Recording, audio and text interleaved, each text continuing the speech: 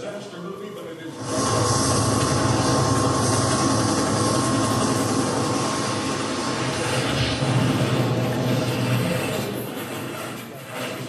In Vietnam, American B-52 bombers struck points near Saigon.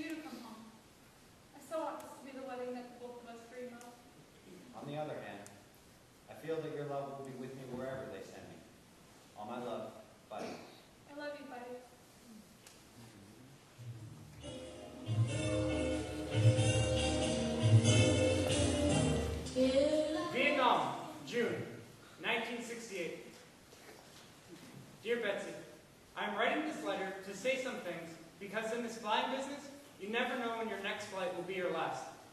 Please don't think I'm being morbid. It's just that we all have to recognize what's going on here in Vietnam. I want to be a comfort to you, but the distance separating us makes it very difficult for me to do so. All I can say is, you're in my thoughts during every sortie I fly. Chicago, June 1968. Dear Jeff, your words make me cry. I see you in my teacup in the morning, in the mirrors I get dressed. I see you in the face of every young man I pass on the street. But Jeff, I am so torn by the constant protests that are happening against this war. Every night when I turn on the television news and I see young men burning draft cards and angry crowds shouting horrible things about our servicemen, I don't know which way to turn. Help me to understand, Jack. Now, baby, please don't get yourself so upset. I know we're trying to do the right thing over here. All you need to hear is that you're with me during this conflicted, unpopular war. I think I'm strong enough to accept my own mortality, and if my plane does not return tomorrow, I will die without regrets. If life should all come true, you'll be waiting for my... South Korea, May 1953. Dear Aggie, the heat is unbearable here in Korea. Porkchop Hill is no place to spend a warm Sunday afternoon, especially if you don't want to be shot at. Atlanta, May 1953. Dear Johnny, Grandma Johnson is crazy about Johnny Jr. She thinks he's getting to look more and more like you all the time. Your mother thinks he takes after me more. You would be so proud to see how good Junior is when we say the rosary after supper. I used to dread those Sunday evening rosaries when I was a boy, knowing that fresh donuts and cold milk will be served afterwards. My patient always caused some kind of disturbance. Gee, Johnny Jr. seems to be following in his dad's footsteps.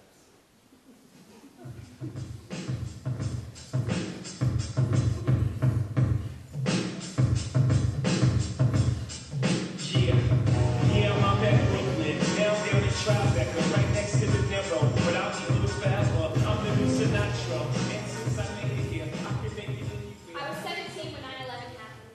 That morning, the TV in the living room was blaring reports of airplanes crashing into buildings in New York City. I told my mom and dad that I would do my part to see that this never happened to our country again. So, I joined my high school's ROTC. After graduating the following May, I joined the Army.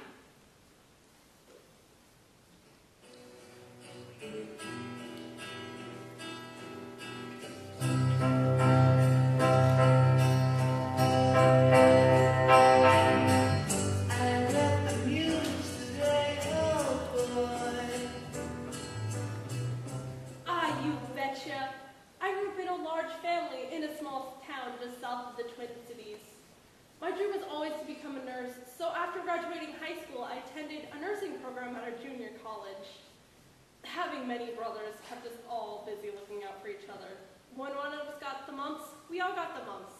When one of us brought home the measles, we all got the measles. I guess that's why I became a nurse. And then I became a Vietnam nurse. My daddy, as I left home, took me in his arms and said, I raised 6 kids, 5 of them boys. They're all men now, and I'm sending my only little girl off to war. That was the first and the only time I ever saw my daddy cry. When I arrived in the war zone, all I could hear was, "Get down! Get down!"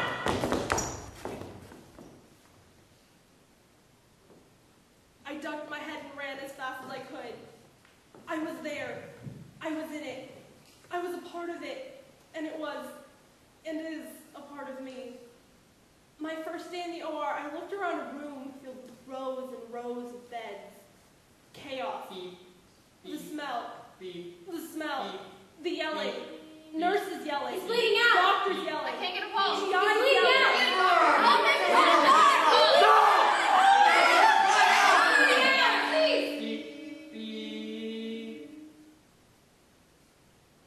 A body was placed down in front of me. A boy no older than 18. A bloody sheet covered his abdomen, and I was ordered to prep him, which meant to clean his wounds and shave him if necessary. And, oh yeah, while you're at it, remove his arm, which is just hanging on by a loose piece of skin. back to the States. I got up, put on a new uniform, packed my bags, and went to the OR to say goodbye. The ventilators were popping. It was hot and smelled of blood. Yelling filled the air. It was the exact same as the day I arrived. Nothing had changed.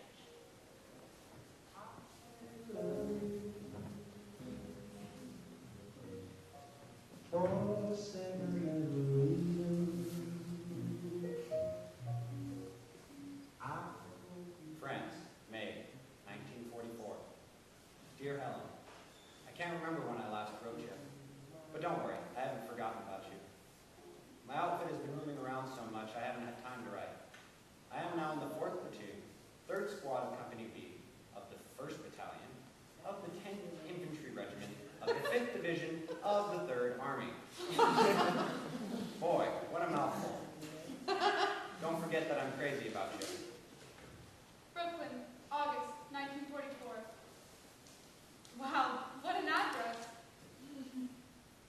I feel like I have so much to tell you, but these little email letters just don't give me enough room to tell you how swell you are, and I pray for your return.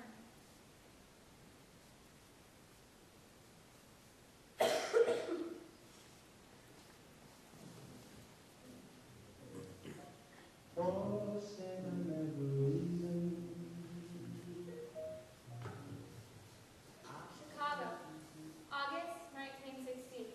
Dear Jack, well, the boys are off in every direction these days. Hank is finally old enough to be a Cub Scout. Bruce is playing Little League. And Paul has taken an interest in girls. Paul got his driver's license yesterday, so now I have another reason to worry. My men, it will be the death of me yet. Vietnam, August 1968. Betsy, dear, I've been thinking, if anything happens to me, I don't want the memories of me to keep you from marrying again. I don't want you to be alone. Life should be lived to the fullest. So go for it, girl. Live life. That's what it's for. Now, Jack, you shouldn't talk like that. I believe that you will be resuming your fatherly and husbandly duties before long. Keep on smiling, put on some makeup, and buy yourself a new dress. Give the boys a hug and some discipline when needed, and pave the road of your new life for new adventures. I'll not really be gone as long as I'm remembered in Paul, Bruce, and Hank. Now, Jack, you shouldn't go on and on like that. You will come home. I know you will. And I will buy a new dress. And I'll have the boys starched and ready and standing at attention the moment you walk up that walk and into my arms. The boys send their love. Betsy. I love you, Betsy. Jack.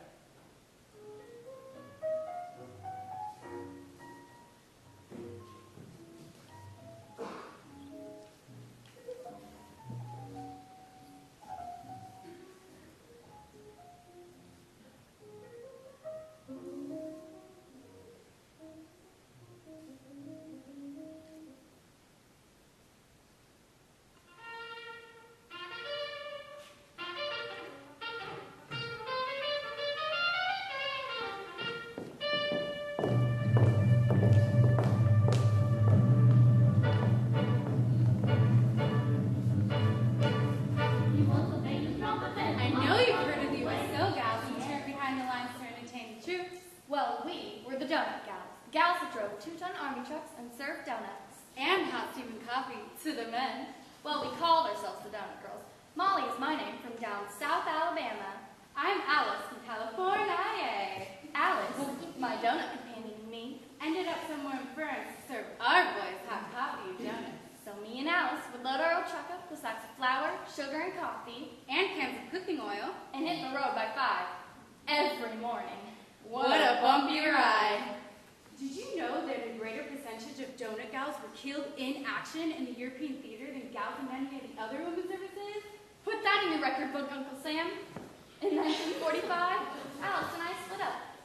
Alice, was sent to the Havre, and lucky me, I was sent to England, where my donut days continued and my jitterbugging days began.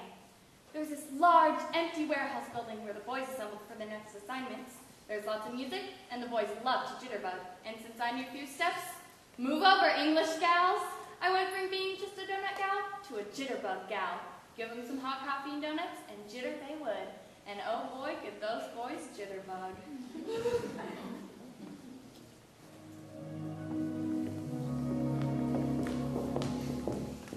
Have yourself a merry little Christmas. Let your heart France, Christmas Eve, 1944. My days are bluer than ever when I think of you. I have to fight back the tears just so my buddies won't see. All of us left in Company B sit around in our heavy hearts, our dirty uniforms, with our heavy boots, and sing peace on earth, goodwill to men. Brooklyn, Christmas Day, 1944. Sweet, sweet buddy, Mr. Berlin hit right this year. We don't have to dream, we have a white Christmas. I woke up and looked outside to a glorious day. I was elated, but only for a moment. And then I prayed that this would be the last Christmas that we have to spend apart. Buddy, I love you. I love you, Helen. I love you, Jack. I love you, Betsy. I love you, Johnny. I love you, Agnes.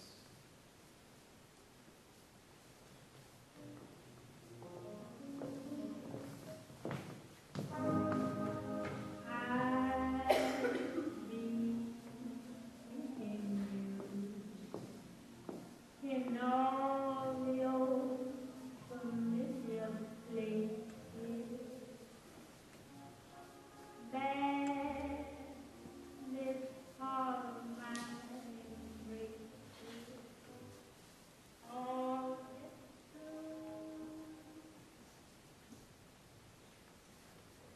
After my basic training, I served a tour in Afghanistan in a non-combat role.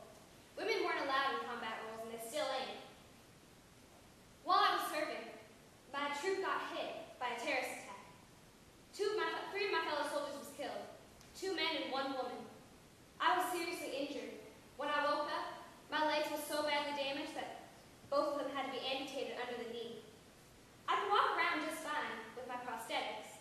Well, the downside is that I can't dance no more. I can't wear skirts or dresses, but that's cool. I can deal with that.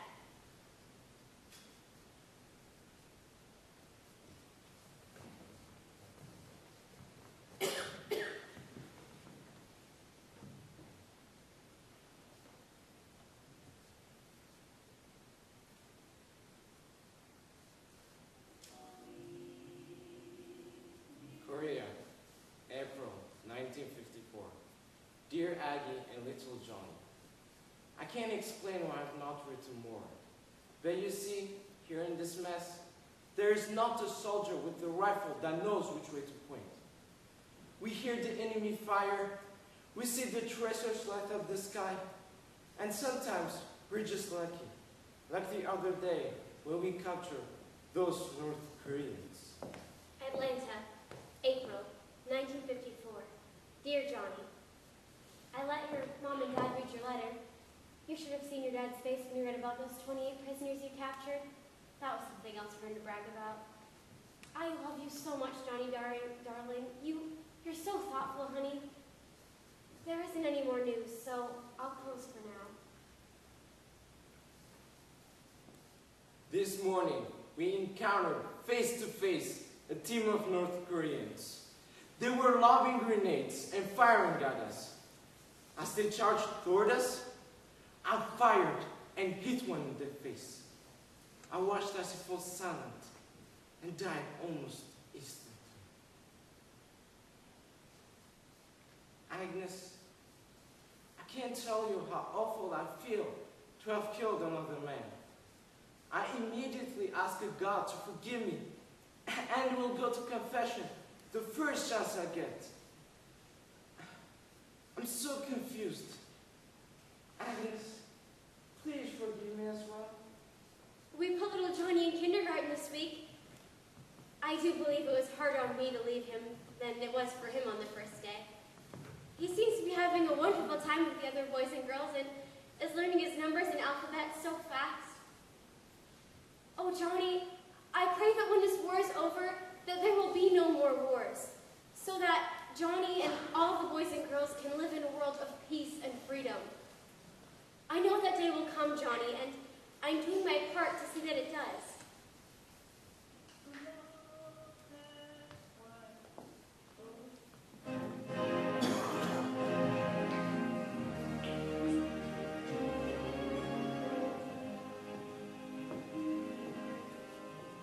Chicago, September 1968.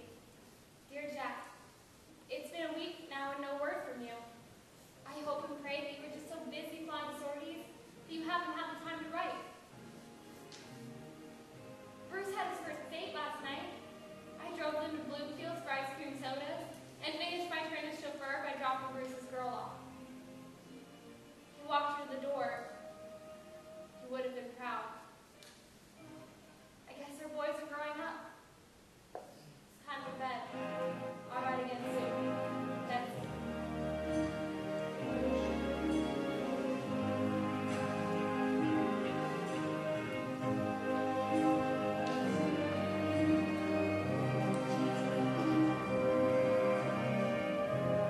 Wait, February 25th, 1991. Dear Mom, there's sand everywhere. They're calling it Desert Storm. I'm okay, Mom, but some of my buddies are dead. Don't worry about me, Mom.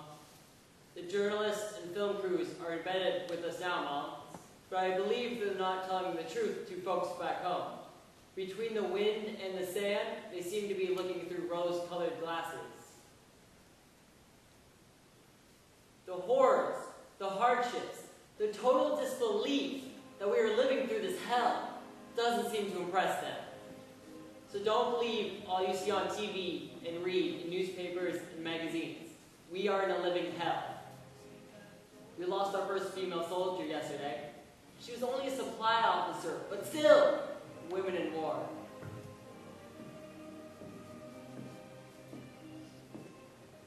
I need some sleep, Mom.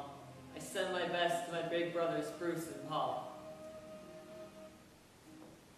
Love, Hank.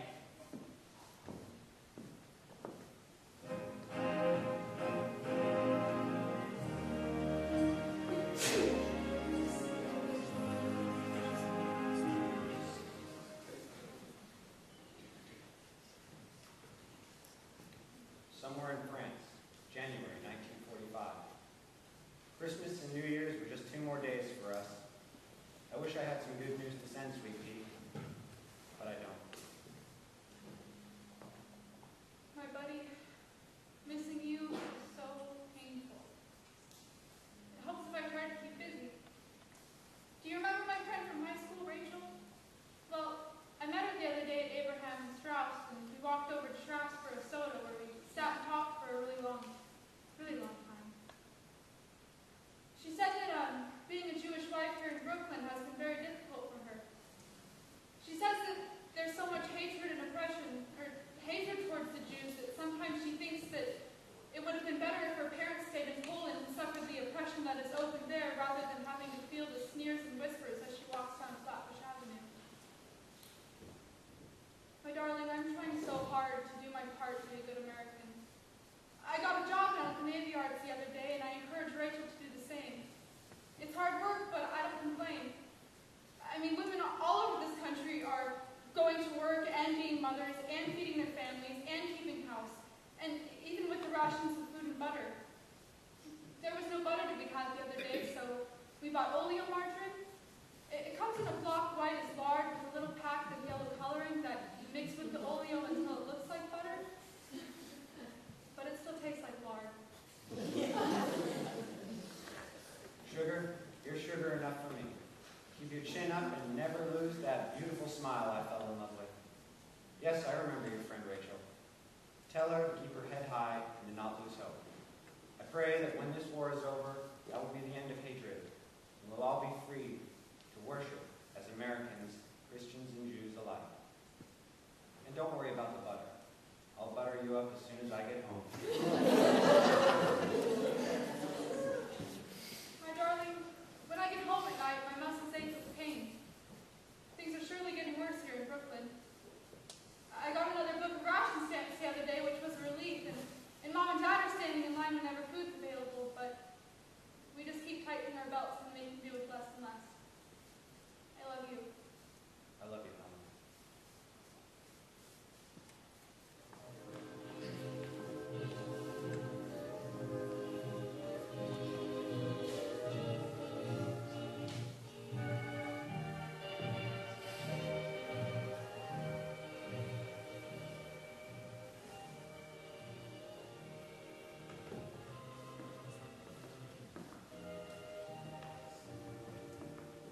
Providence, October 1968. Little brother, take this advice from me. Stay as far away as you can from this godforsaken army and this crap hole they call mom. Trust me, being a grunt in this country ain't no fun. Don't be like me. Go to college and get good grades, or burn your draft card and move off to Canada. Do this one thing for me, brother. And if I ever get home alive, I promise to be the big brother that I never was before. And oh yeah, give Mom a big kiss for the both of us. I know I never said this before, but I love you, kid. Your big brother.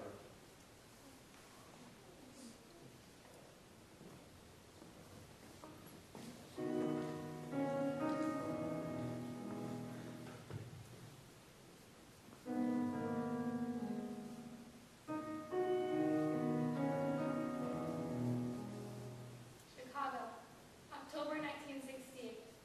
Dear Jack, it's been a week now, and still no word from you again. Please just send us a letter to let us know that you were okay. Everything is good here. I bought that new dress yesterday. Boys and I are beginning to worry.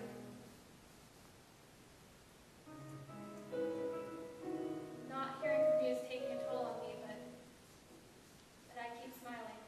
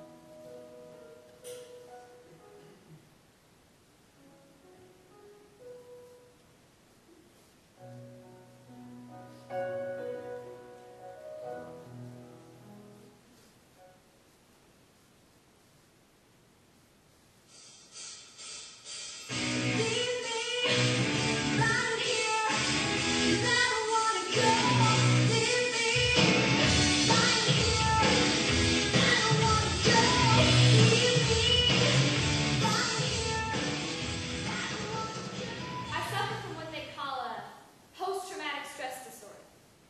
When I first started my therapy, I thought that my symptoms was because I lost my legs. I don't remember much. I might have blacked out, I don't know. But I was the victim of a terrorist attack on my unit where 3 of my fellow soldiers were killed. 2 men and 1 woman. Did you know that 1 out of 10 people serving in today's army is a woman? And I read somewhere that 220,000 or 11% of troops today serving in Afghanistan and Iraq are women. That ratio in the Vietnam War was much smaller. Now, there's some men in the army that don't treat women like sisters, wives, or sweethearts. Now, this ain't easy for me to talk about. Well, here it is. And I swear on my grandmammy's grave that it's true, but I was raped when I was in Afghanistan by my first lieutenant. I didn't think anyone would believe me because I'm only an enlisted soldier. So I didn't tell anyone. He was very handsome and very popular among the troops, so who would believe that I didn't want to have sex with him? Now, I ain't condemning all men that serve our country honorably, but the number of men that abuse their female counterparts is far greater than the number they say.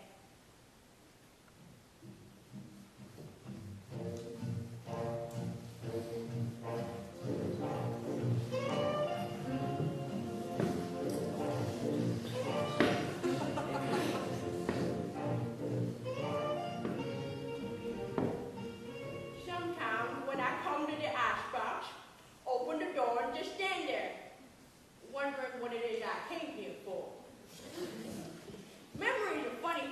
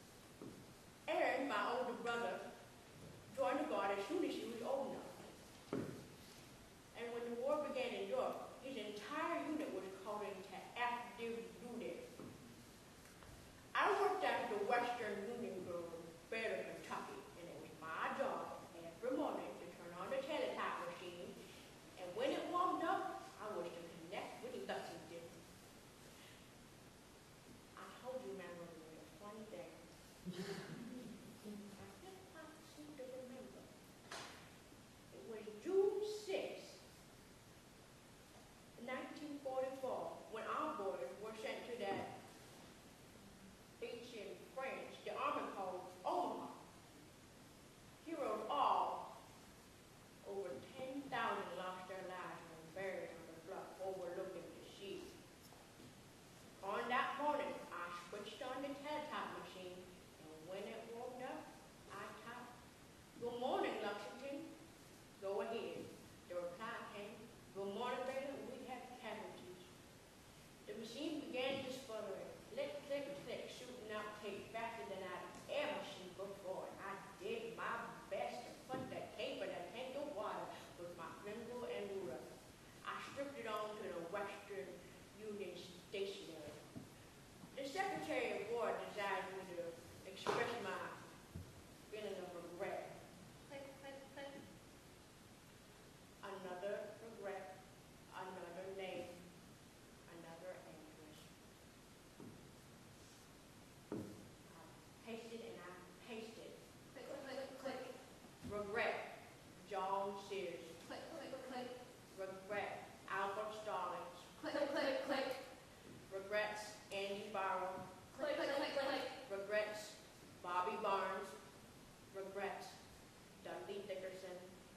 Regrets, Larry Holloway. Click, click, click. All in all, there were more telegrams than I can remember. As lunchtime approached, I was pretty much in a daze. And then, Click, click, click. it is with my profound regret that I, Click. Aaron McAllister, my dear brother,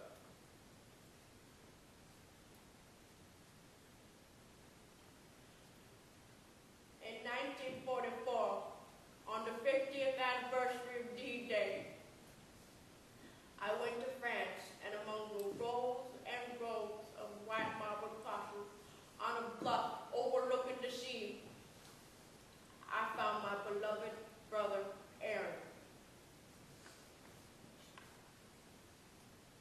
Now, what was it that I came to the Icebox for? Oh yeah, the milk.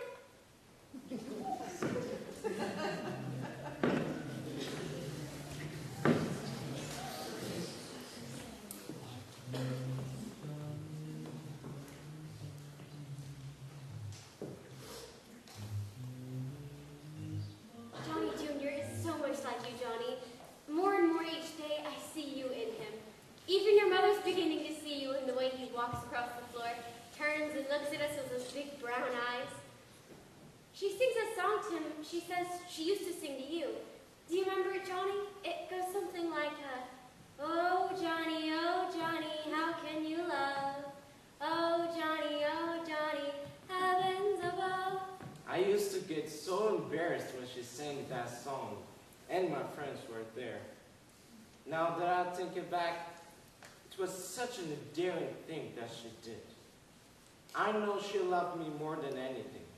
Since I was an only child, she had lots of love to give. Our little Johnny missed our brothers and sisters. I'll see to that when I get home. And Aggie, not to worry. I took some serious shrapnel on my right thigh, but the medics tell me that everything is gonna be A-okay. Well, Johnny. Oh, Johnny, are you hurt bad? Johnny, I do worry. Promise me, Johnny, that you are A-okay and that I need not worry. I love you, Johnny.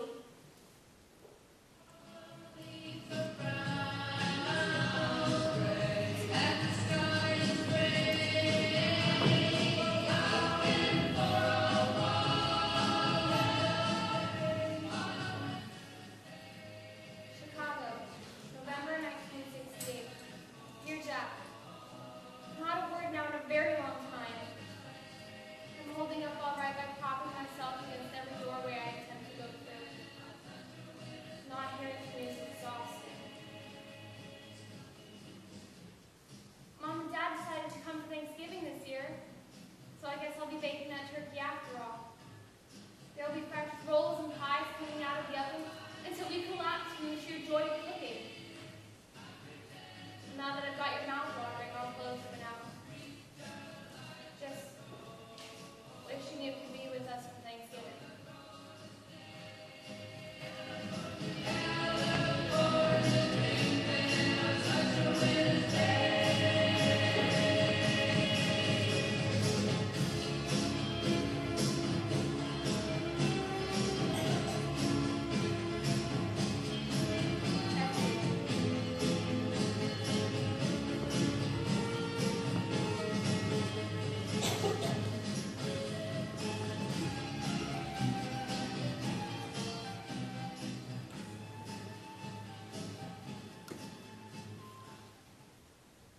Brooklyn, April 1945. Buddy, not hearing from you is agonizing. The newspapers say that the Germans are in retreat and that the Allied forces are advancing to end this terrible war. I pray every day that they're coming home soon. Germany, 1945. Dear Helen, it's been a few months since I wrote you last. Upon crossing the border into Germany, we were ambushed and taken prisoner. We weren't allowed to send or receive mail. But then our prayers were answered, and the Allied forces arrived. Oh my buddy, when are you coming home now that it's over there? I'm coming home, sweet pea. I'll be Brooklyn bound on the USNS Buckner, a trusted old tub that'll take me across the North Atlantic and into your arms. Oh my buddy, I'm checking the newspapers every day to see when the Buckner docks here in Brooklyn. I'll be wearing my prettiest dress and waving the good old red, white, and blue. Oh my buddy, you're coming home.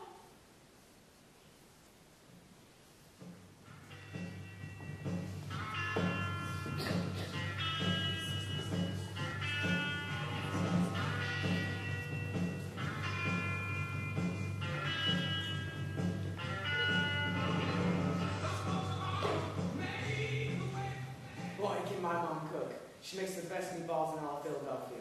Ain't tasted that kind of cooking since I can remember. Sometimes I close my eyes and inhale and try to remember those sweet, sweet smells. Our line of troops went up the Delta towards Cambodia. Our line of troops hit a snag, and there was a gang of gooks waiting for us in the rice paddies. They ate a lot of rice, but not like us Italians. We eat spaghetti, lasagna, macaroni. We were hit by enemy fire. I saw my sergeant hit. Blood all over the place. He fell and was choking and spitting on blood. He died in my arms. Next thing I knew, two of my buddies were hit. Private Lars Johnson was lying on his back. His blonde, curly hair all sticky with blood and mud, looking up at me with those big, blue-skin-and-avian eyes. Another son dead. Another mom mourning. Next thing I knew, I heard the loudest explosion that I've ever heard. And all the sounds of war, the copters, the grenades, the shooting, the cries for pain, and the screams for help, all washed away in the silence. The fog cleared and everything was peaceful, just like eating your tiramisu. Food I'll share with the Indians. Mom, don't cry.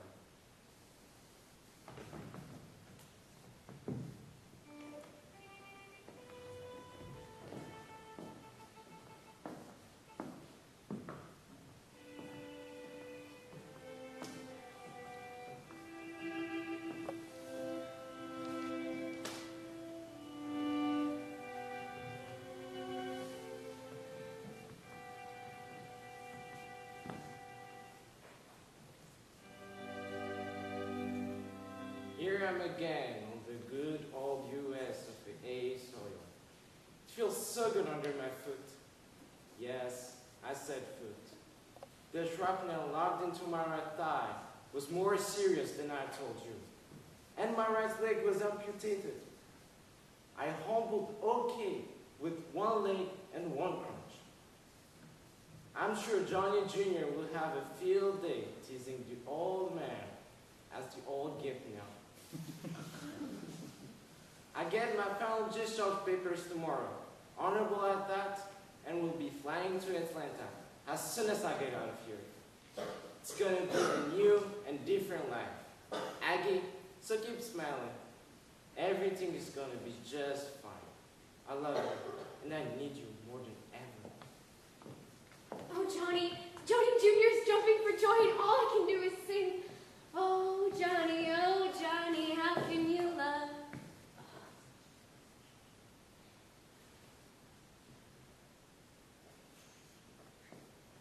With dawn.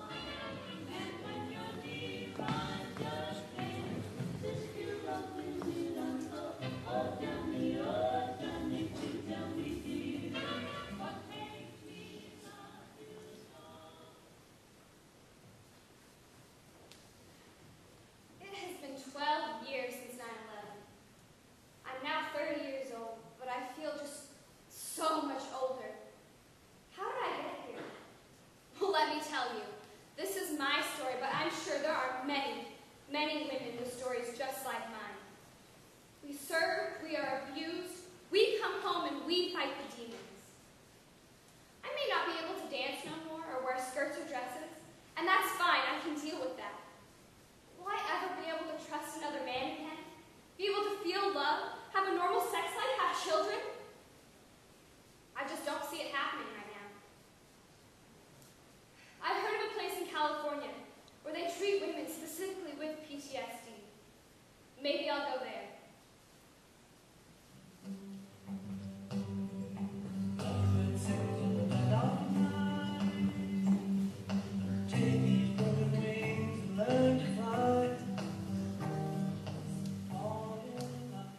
Chicago, December 1968. Your mom and dad. Stop. The dreaded doorbell rang yesterday. Stop. 2 young officers came to inform me that Jack was dead. Stop. At first they thought he was shot down and taken prisoner, but later learned that he had not survived. Stop. I am holding up as well as one can imagine. Stop. The boys are a great comfort to me. Stop. Please come. Stop. Betsy.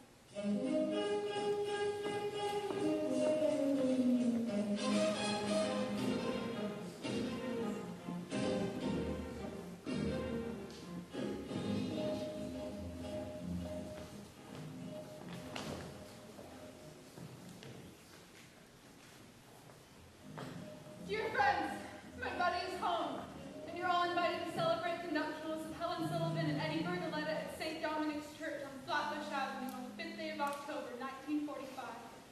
A reception will follow in the church hall.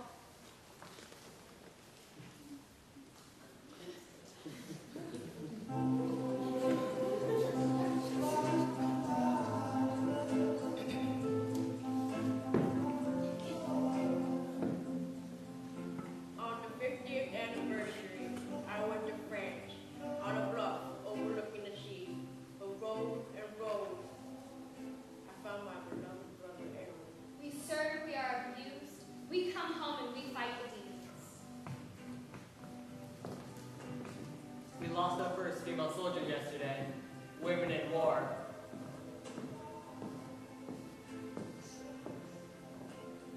On the first snowy day in December, Jack arrived home. His coffin was draped with an American flag. The boys and I met the train. I was wearing my new dress. The fog cleared and everything was peaceful, just like eating your tiramisu. Food I'll share with the angels. Mom, don't cry.